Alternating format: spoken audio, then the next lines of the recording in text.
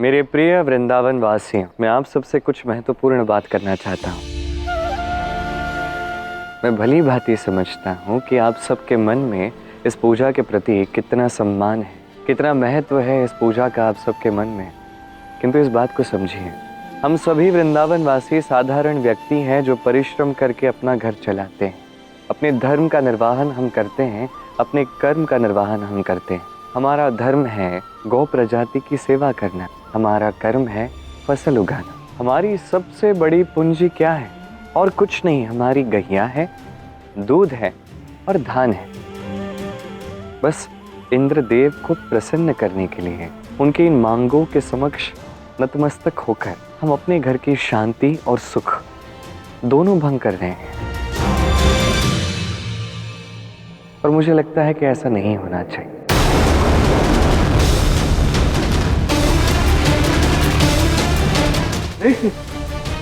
ये सब क्या बोल रहे हो तुम? ये तो इंद्रदेव का घोर अपमान है और तुम भली भांति जानते हो कि इसका परिणाम क्या होगा। क्षमा कीजिए पंडित जी, किंतु मुझे सत्य में नहीं लगता कि इसमें किसी का भी अपमान है। हम सभी वृंदावन वासी प्रतिवर्ष बड़ी आस्था से हम पूजा करते आए हैं, बड़ी श्रद्धा से यज्ञ करके हमने इंद्रदेव से आशीर्वाद प्राप्त किया है। इस बार भी हम वही करने वाले थे, किंतु ये सभी मांगे सुनने के पश्चात मुझे नहीं लगता कि ये सब करना उचित है। आप सभी मुझे बताइए, हमारा धर्म और कर्म क्या है? गौ प्रजाति की सेवा करना, उनकी रक्षा करना और फसल उगाना। इसी प्रकार इंद्रदेव का भी धर्म और कर्म है कि वो प्रतिवर्ष वर्षा करें और हमें फसल दें। ऐसा करके इंद्रदेव हम पर कोई उपकार नहीं कर रहे हैं। बिल्कुल सत्य कहा आपने श्री कृष्ण। महादेव, देवराज इंद्र कुपित है और आप प्रसन्न हो रहे हैं। गौरी, मैं देवराज इंद्र के कुपित होने से प्रसन्न नहीं हूँ। मेरी प्रसन्नता का कारण तो मेरे आराध्य की इच्छा का पूर्ण होना है। देवर्षि नारद का देवराज इंद्र का संदेश लेकर कंस के समक्ष प्रस्तुत होना भी आराध्य की लीला का ही एक भाग है। किंतु महादेव, कृष्ण की लीला का नारद मुनि के संदेश ले जाने से क्या संबंध है? अत्यंत गहरा संबंध है और शीघ्र ही वो संबंध तुम्हारे समक्ष भी स्पष्ट हो जाएगा। मेरे आराध्य की ये लीला संसार के लिए एक बहुत बड़ी शिक्षा होगी।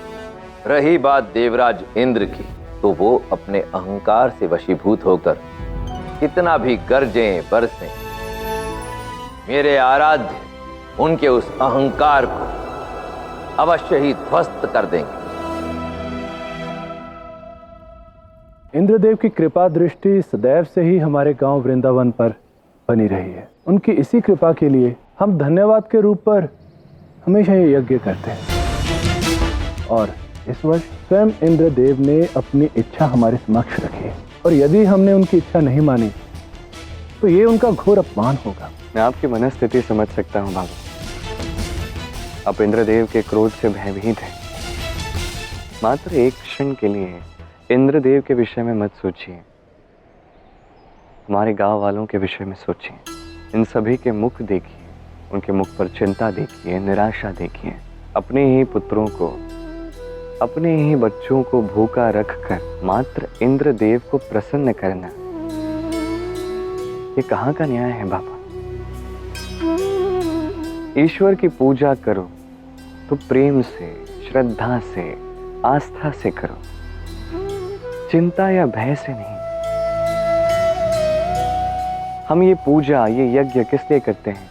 हम करते हैं ताकि हमारा हृदय शांत हो सके। किंतु ये कैसी पूजा है, ये कैसा यज्ञ है जिसे करने के विषय में सोचकर ही चारों ओर मात्र निराशा है। निराशा और दुख के अतिरिक्त चारों ओर किसी के मुख पर और कुछ भी नहीं दिख रहा है। मुझे लगता है कि हमें प्रेम के साथ, समस्त आस्था और श्रद्धा के साथ पूजा करनी चाहिए, किंतु इसमें आहुति के रूप में कुछ भी चढ़ाने की आवश्यकता नहीं है। कोई कृष्ण की बात से सहमत हो या ना हो, किंतु मैं कृष्ण के साथ हूं और उसकी बात से सहमत हूं। मैं भी राधा की बात से सहमत हूं और कान्हा के साथ हूं। हम सभी कृष्ण के साथ हैं। आर्य, सत्य कहूं तो मैं भी कान्हा की बात से सहमत हूं। इसलिए नहीं कि वो मेरा पुत्र है, अपितु इसलिए क्योंकि कान्हा की कही हर बात सत्य है। तो सर्वसम्मति के साथ ये तय रहा कि हम इंद्रदेव को कोई दान नहीं देंगे। अपनी सच्ची श्रद्धा और आस्था के साथ इस यज्ञ को संपन्न करें।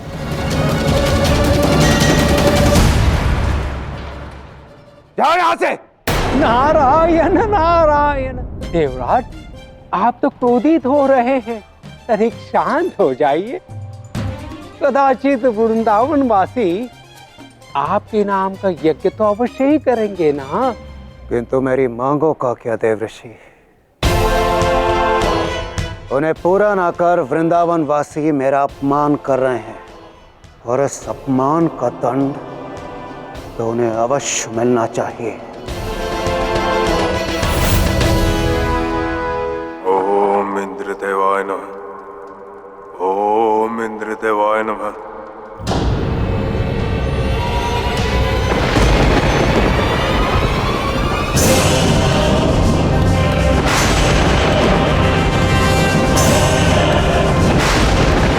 देवराज इंद्र का शक्तिशाली और घातक एक अस्त्र और भी है, इसका नाम है संवर्ता।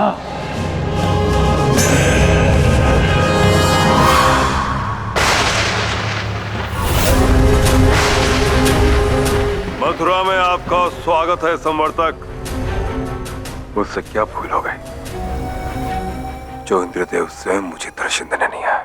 इंद्रदेव ने ही भेजा है मुझे। तुम्हारी घोर तपस्या और श्रद्धा से वो अत्यंत प्रसन्न है, और इसीलिए वो तुम्हारी सहायता करने में सहज है।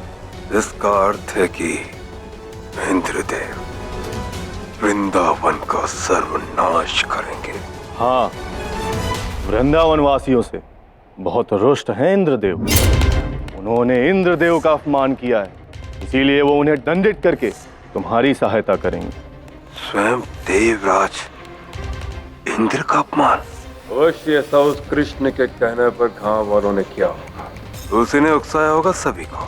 मैं अपनी शक्तियों से वृंदावन में भयानक तूफान लाऊंगा, जिसका सारा दोष कृष्ण पर आएगा।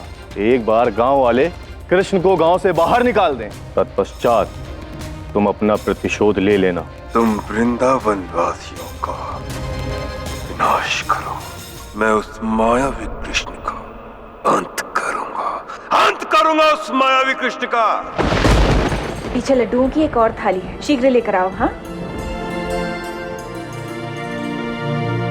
आज तुमने कितनी बड़ी समस्या का हल कर दिया कृष्ण। इंद्रदेव की मांगे पूरी कर उस उत्तरदायित्व को समाप्त होने के पश्चात सब कितने प्रसन्न हैं। अब ललिता को अपनी प्यारी तारा से अलग नहीं होना पड़ेगा, और अन्य गांव वाले भी हृदय से इस पूजन में भाग ले पाएंगे। अब किसी को भी दूध, धान, मिष्ठान, गैया जुटाने की आवश्यकता नहीं है। बिना किसी भार से अब सब पूरी आस्था से इंद्रदेव का स्मरण करेंगे।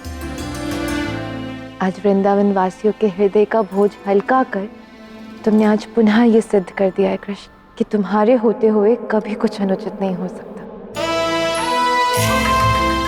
वृंदावन मेरा घर है राधे, और सभी वृंदावन वासी मेरा परिवार है।